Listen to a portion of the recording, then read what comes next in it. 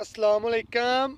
लखा दरूदो सलाम मुहम्मदो आले मुहम्मद अलैहि सलातु वस्सलाम। ते अतबार का जमाना खत्म हो गया है। तुसी किसी बंदे ते अतबार नहीं कर सकते। बंदे बीबियां जो भी साढ़े नाल हुकूमतां जदों भी आउंदियां ने ना बड़े बड़े वादे करदियां ने।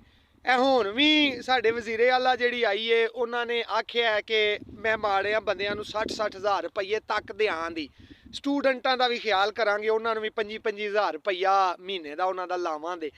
इंज दे वादे जदों दा पाकिस्तान बनिया 1947 तो साढ़े नाल शुरू होए ने, जदों दे मिस्टर जिनाह दुनिया तो रुखसत हो गए ने। उदों बाद जेहड़े भी वादे कीते गए ने साढ़े नाल ओह झूठ ही कीते गए ने, झूठ ही साबित होए ने।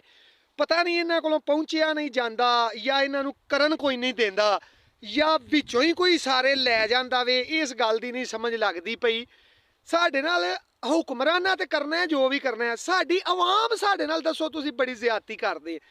एक बंदे दियां जज्बातां दे नाल नहीं खेडना चाहिदा। वेखो ना जिहड़ी गल न्याय दी होवे, ए हुण तुसी अंदाज़ा करो साडी आवाम दी जहनीयत दा अंदाज़ा करो।